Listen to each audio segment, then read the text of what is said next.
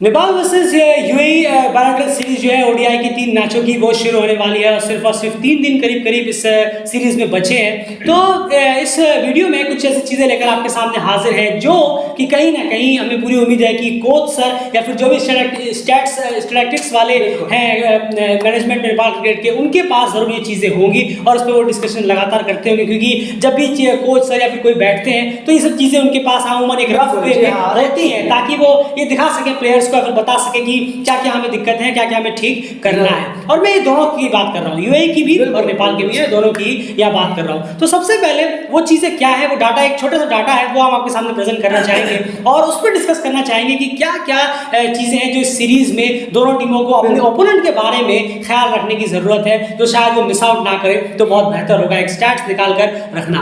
अब सबसे बड़ी यहाँ पर बात यह है, आखिरी वीडियो है किस चीज़ के बारे में आपको बताएं, हर आपको इतना तो जरूर पता है कि हर इंसान की एक ना एक दुखती नब्ज जरूर होती है, तो एक कहावत हम कहते हैं, वैसे ही क्रिकेट में भी है, स्पोर्ट्स में भी है कि एक ना एक पिन पॉइंट ऐसा जरूर होता है कि जहां पर वो टीम जो है थोड़ी बहुत जो है अपनी कमजोर पड़ जाती है या फिर कमजोरी हो जाती है।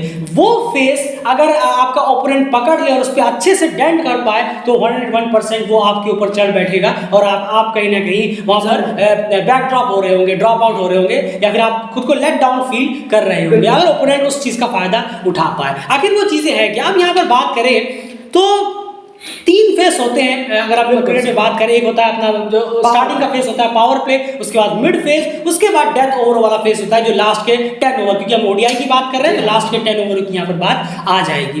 तो फेस बाय फेस अगर हम देखें तो कौन से फेस में जो है कौन सी टीम इन दोनों में से ज़्यादा दिक्कत उनका सामना उन्हें करना पड़ता है, कौन सी फेस में वो कमज़ोर है जहां पर ओपोनेंट डेंट मारे तो बहुत स्ट्रांग रहेगा। आप नंबर्स देखेंगे और स्टैट्स आपके सामने हम डिस्कस करेंगे तो आपको बहुत सारी चीज़ें इसमें समझ में आएंगी। शुरुआत फर्स्ट फेस से करते हैं, नेपाल कंपेयर टू यूएई और यूएई कंपेयर टू नेपाल।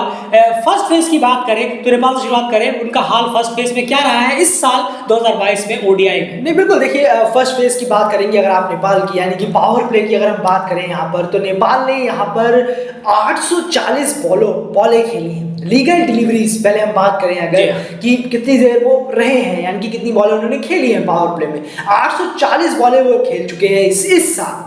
ये जी हाँ, ये रिकॉर्ड्स इस साल के जितने ओडीआई वनडे इंटरनेशनल इन्होंने इस साल खेले हैं, तो 840 बॉलें पावर प्ले में नेपाल ने खेली है, जिसमें कि 505 रन नेपाल ने बनाए हैं पावर प्ले में। बिल्कुल पावर प्ले में बनाए हैं, यानी कि अगर आप देखेंगे तो 60% रन 60% रन्स उन्होंने इस पावर प्ले में किए हैं, इस फेस में किए हैं। पर यहाँ पर विकेट्स आपके कितने गिर जाते हैं, नेपाल टीम आखिर विकेट कितने गंवा देती है इस फेस में, तो यहाँ पर अगर देखा जाए एक एवरेज नोट पर देखें तो 2 विकेट आप मान के चलिए कि सही रहता है कि चलिए 2 विकेट कोई नहीं 2 विकेट गिरा, लेकिन स्कोर भी मान के चलिए कि बन गया, ये एक एवरेज होता है। यहाँ पर नेपाल के 24 विकेट गिरे, जी हाँ 24 विकेट इस फेस में गिरे हैं इनके इस साल। अगर बात करें पावर प्ले में 1 से 10 के ओवर के बीच 24 विकेट गंवाए हैं, जो कि ठीक ठाक है। जी हाँ, बिल्कुल ठीक ठाक है, ना इतना अच्छा है ना ही इतना खराब है, आप बिल्कुल एवरेज में आके रुके हैं विकेट गंवाने के मामले में, यानी कि चलिए ज्यादा भी नहीं गंवाते हैं और मतलब कम भी नहीं कि चलिए 0 विकेट हो या 1 विकेट हो, ऐसा भी नहीं होता है।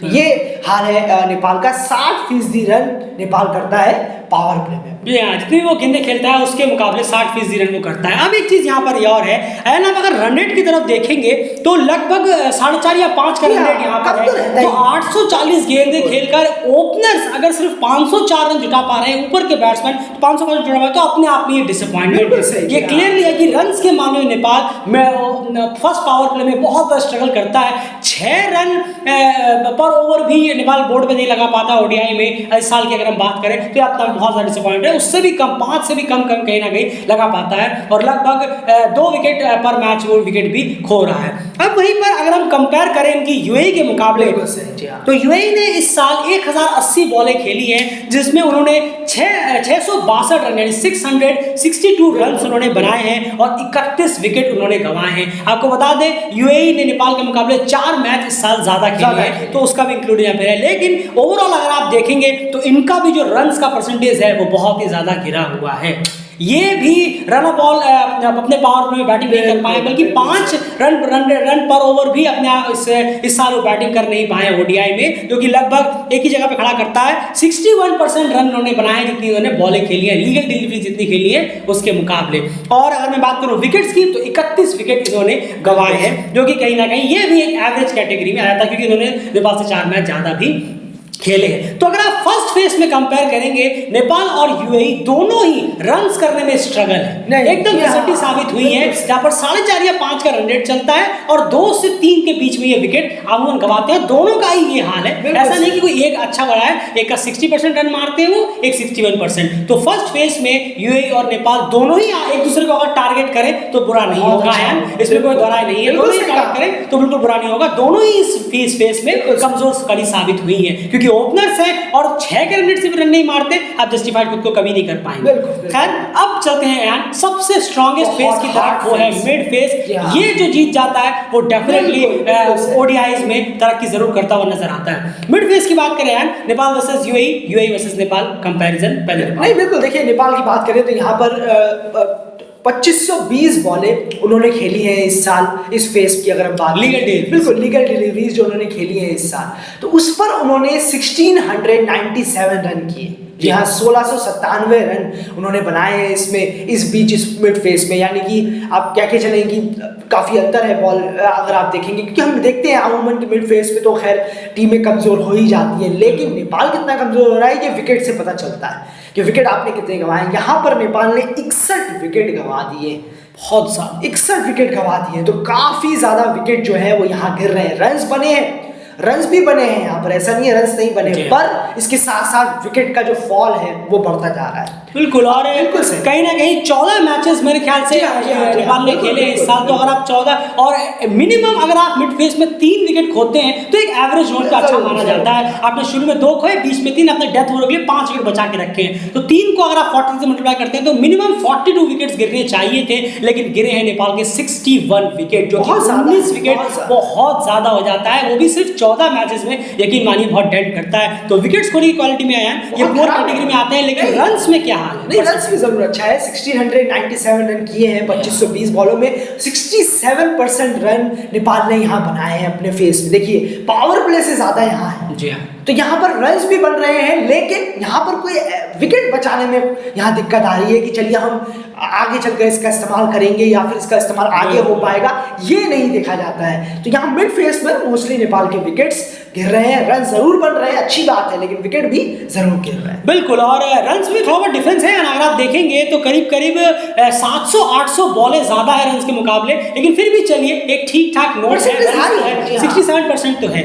इसका कंपेयर अगर हम यूएई से करें मिड फेस में, तो उन्होंने इस साल लीगल डिलीवरीज 3240 बॉल्स खेली है, जिसमें उन्होंने 2287 रन बनाए हैं। जी हाँ, लगभग 1000 बॉलों का यहाँ पर डिफरेंस है, मैचेस भी उनके 4 ज्यादा है और 62 विकेट उन्होंने यहाँ पर गंवाए हैं। तो जी हाँ, विकेट लगभग सेम है, 4 मैचेस ज्यादा है लेकिन सेम है, यानी विकेट्स गिरने में यूएई ने नेपाल थोड़ा बेहतर जरूर किया है, थोड़ा कंट्रोल रखा है। 71% रन उन्होंने इस मिड फेज में बनाए हैं, यानी डेफिनेटली यूएई जो है मिड फेज में ज्यादा बेहतर कर पाया है इस साल नेपाल के मुकाबले। और विकेट्स खोने में आप कह सकते हैं बिलो एवरेज रहा है। नेपाल पुअर था इस सेक्शन में, यहाँ पर ये बिलो एवरेज है, यानी ठीक ठाक है, लेकिन बिलो एवरेज से नीचे जरूर है। यानी क्लियरली है कि मिड फेस पे नेपाल बहुत ज्यादा स्ट्रगल करता है। तो यूएई के लिए इतना है कि यूएई उनके मिड फेस को टारगेट करे, वहां डेंट मारे, तो नेपाल की टीम जो है वो पूरी तरह से बिखर सकती है और डेथ ओवरों में उसका वो फायदा उठाने में नाकामयाब हो सकती है। डेथ ओवर तो ऐसा बचेगा कि शायद वो मारना चाहे लेकिन विकेट ना बचे, ये दिक्कत है और ये लगातार देखने को हमें मिला है। और ये यहाँ तक की नहीं, ये ओवरऑल पूरे साल की हम बात कर रहे हैं। तो यूएई के लिए मिड फेज टारगेट करना बेहतर होगा, फर्स्ट फेज दोनों ही दूसरे को टारगेट करे तो बेहतर होगा। अब क्रूशियल स्टेज आता है डेथ ओवरों का फेज, यानी 41 से 50 ओवर के बीच में। यहाँ पर क्या हाल है? नहीं, बिल्कुल देखिए, यहाँ पर 426 बॉलें यहाँ पर नेपाल ने खेली हैं, 420, जी हाँ 420 बॉलें यहाँ पर खेली हैं, जिसमें कि 447 रन यानी कि 447 रन नेपाल ने यहाँ बनाए हैं डेथ फेस में बात करें, और 26 विकेट उन्होंने यहाँ पर गंवा दिए, 26 विकेट गंवाए इस फेस में उन्होंने। तो यहाँ पर हम रन रेट की बात करेंगे, जी हाँ, क्योंकि यहाँ पर आपको 3rd गियर 4th गियर पे आना होता है, क्योंकि एक्चुअली में ये तो रूल है क्रिकेट का, लेकिन ये हम नहीं मानते। जी हाँ, ये एक्चुअली में हम पर्सनल जो हमारा है ये हम नहीं मानते हैं, हम मानते हैं कि 45 to 50 वो फेस होना चाहिए जो आईसीसी को रूल करना चाहिए था कि ये डेथ फेस है। लेकिन अब वनडे में है तो चलिए कोई बात नहीं, वो 41 to 50 का डेथ फेस आ जाता है, क्या करें। लेकिन 41 to 50 का डेथ फेस की अगर हम बात करें तो यहाँ पर 447 रन नेपाल ने किए हैं 420 बॉलों में और 26 विकेट गंवाए हैं और 6 का रन रेट नेपाल लेके चलता है। सिर्फ 6 का रन रेट जहां चाहिए कम से कम 9, 9.5, 10 का रन रेट वहां पिछड़ जाता है पूरी तरीके से। क्यों? क्योंकि मिड फेस में हमने आपको बताया, तो डेथ फेस में आते आते तो यही हाल। बिल्कुल, आप खुद समझिए कि अब ये कनेक्शन हो जाता है। आप सोचेंगे आखिर क्यों ऐसा होता है कि सिर्फ 6 के आसपास के रन रेट से नेपाल डेथ ओवरों में इस साल रन मार पाया है। वो इसीलिए क्योंकि वो मिड फेस में अपने मेजॉरिटी ऑफ विकेट्स खो देता है, यानी 61 विकेट करीब वो इस साल अपने मिड फेस में खो चुका है, जो कि बहुत ही ज्यादा होते हैं 61 विकेट अगर आप एवरेज नोट पे भी देखेंगे तो ये हाल रहा है। और आप देखेंगे तो 6 के रन रेट के हिसाब से वो खेले, तो अगर मान लीजिए आप 41 से 45 तक थोड़ा आराम से भी चलते हैं, तो मान लीजिए 6 का लेके चलते हैं तो आपने 5 ओवर बना लिए 30 रन, उसके बाद आप 8 के लेके चलेंगे तो आपने यहाँ पर बना लिए 70 रन। तो 70 रन डेथ ओवर में ओडीआई में यकीन मानिए एसोसिएट क्रिकेट में इतना बुरा नहीं है, या किसी भी क्रिकेट में तो बुरा नहीं है अगर आपका मिड फेस अच्छा गया। बस अब मिड फेस में ढह गए आप 17-60 रन मारेंगे, उसके बाद 70 मारेंगे तो कुछ खास फायदा होने वाला है, तो आपके बॉलर्स पे बहुत ज्यादा दरमदार आ जाएगा। अब यही चलते हैं कि यूएई के डेथ ओवर की बात करें तो उनका क्या हाल है कंपेयर टू नेपाल। 1020 बॉलों उन्होंने 60 डेथ ओवरों में खेली है ओडीआई में लीगल डिलीवरीज, उसमें से 855 रन करीब उन्होंने बनाए हैं, यानी 5.8 या 5.5 प्लस का उनका रन रेट रहता है और 40 विकेट उन्होंने गंवा दिए हैं। नेपाल क्लियर है, आपको यूएई को 2 जगहों पे सबसे ज्यादा टारगेट करना है, मतलब डेंट मारना है। एक है उनका फर्स्ट पावर प्ले और एक है उनका डेथ ओवर में। वो हमने देखा भी है कि यूएई कितना ज्यादा स्ट्रगल करता है, जैसे ही उसकी नीचे की बैटिंग आती है वो धार स्ट्रगल करना शुरू करता है। स्टैट्स आपके सामने है, 40 विकेट गंवाए हैं, रन रेट आपसे भी कम है 5.5 के आसपास का, और अगर हम बात करें इस पूरे सेक्शन को तो बिलो एवरेज में कहीं ना कहीं आ जाता है। तो यार आपने पूरा स्टैट्स देखा, आपको क्या लगता है नेपाल के लिए 2 फेज जहां पर वो टारगेट कर सकता है और यूएई के लिए 2 फेज इसको इंक्लूड? नहीं, देखिए एक चीज जरूर है कि यहाँ पर थोड़ा सा एक चीज जरूर हो सकती है कि हम यूएई को मिड फेस में क्यों ना रोके। मैं जानता हूँ ये चुनौती है, बहुत बड़ा चैलेंज है, ये आसान नहीं है। आपको याद होगा इस साल नामीबिया के खिलाफ उन्होंने शारजा में 348 रन बनाए थे, 3 विकेट गंवाए थे सिर्फ, वहां पर विद्या का बेहतरीन शतक आया था उस मैच में। तो मुश्किल जरूर हो जाता है मिड फेस में, लेकिन अगर बड़े स्कोर से रोकना है तो फिर यहाँ पर आपको प्रेशर बनाना होगा।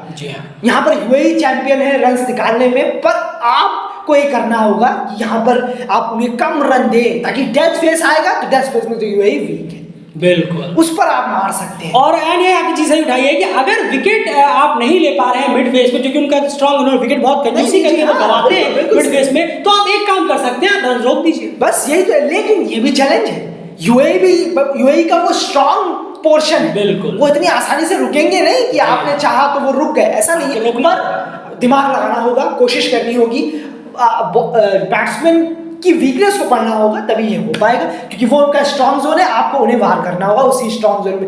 वो अगर यूएई पार कर गया तो नेपाल के लिए बहुत मुश्किल हो जाएगा। डेफिनेटली मिड फेस उनका बहुत स्ट्रॉन्ग जाता है। यही अगर आप नेपाल की बात करें और कंपेयर टू यूएई, तो यूएई एंड क्या कर सकता है, नेपाल के कौन से फेस में डेंट मारे जो आपको लगता है कि कहीं ना कहीं कमर तोड़ देगा नेपाल की, अगर वो चाहे तो वो कर सकता है, कम से कम जो पीएनजी ने करके दिखाया है। ऐसा नहीं कि यहाँ हो नहीं सकता कि आप नेपाल हरा नहीं सकते, पीएनजी ने वो भी कहा लिया, इसी साल करके भी दिखाया, उसके भी रिकॉर्ड्स इसमें जुड़े हुए हैं। नहीं बिल्कुल, देखिए ये थोड़ा सा क्या है कि टॉप ऑर्डर से लेकर थोड़ा सा मिडिल ऑर्डर में, क्योंकि वहीं पर सारे बैट्समैन आते हैं नेपाल। जी हाँ, मेजॉरिटी ऑफ स्ट्रॉन्ग। आप देखिए 60% रन उन्होंने ओपनिंग में किया, यानी कि पावर प्ले में किया, पहले पावर प्ले में 1 से 10 के बीच, फिर 11 से 40 के बीच में 67% रन किया है। डेथ फेस में तो आप छोड़ ही दीजिए, कोई है ही नहीं डेथ फेस में नेपाल के पास, ये क्लियर बात है। आते हैं, विकेट गंवा देते हैं, ओवर पड़े के पड़े रह जाते हैं, कोई फायदा नहीं होता, तो वो यूएई के लिए गिफ्ट के तौर पर है। यूएई को जो मेहनत करनी है, जो मशक्कत करनी है, वो यही है कि भाई ऊपर के बैट्समैन को लेना है, क्योंकि ऊपर बहुत अच्छे बैट्समैन, बिल्कुल, और अगर वो चल गए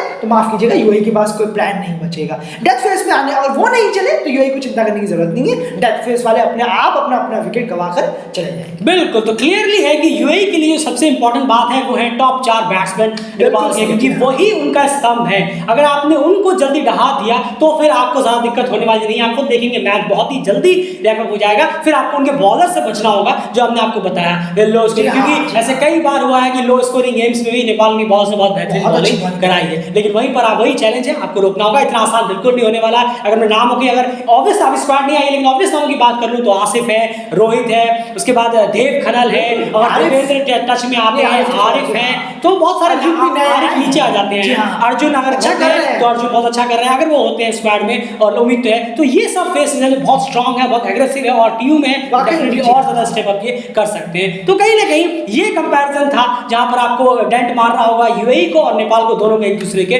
खिलाफ। क्लियरली है यूएई का मिड फेस उनका सबसे स्ट्रेंथ जोन रहा है अभी तक ओडीआई में इस साल, और नेपाल की अगर बात करें तो उनके जो टॉप ऑर्डर रहे हैं वो सबसे बड़े स्ट्रेंथ रहे हैं। अगर आपने नेपाल के 80 में 4 गिरा दिए, यकीन मानिए पूरी की पूरी टीम शायद 150-160 पे पहुंच जाए। वो 150-160 भी शायद आरिफ की वजह से नीचे पहुंच पाएंगे। और यूएई के लिए अगर आपने उनके ओपनिंग फेस में विकेट ज्यादा गिरा दिए हैं और मिड फेस पे आपने कंट्रोल रखा तो पावर तो डेथ ओवर में ताश के पत्ते की तरह यूएई बिखर जाता है। वो आप भी जानते हैं और हम भी जानते हैं, तो दोनों का हाल कहीं ना कहीं ये है। फिलहाल इस वीडियो में इतना ही। वीडियो को प्लीज लाइक जरूर करिए। अगर आपको हमारा कंटेंट पसंद आया तो प्लीज लाइक करिए। हमें आप सुपर थैंक्स के जरिए सपोर्ट भी कर सकते हैं। चैनल को सब्सक्राइब जरूर कर लीजिए और अपनी राय कमेंट बॉक्स में जरूर से जरूर रखिएगा। Nepal versus UAE ODI series की जो हमारी प्लेलिस्ट है उसे एक बार चेक करना मत भूलिएगा। कवरेज लगातार चालू है, इंतजार है 14 नवंबर का। बाय।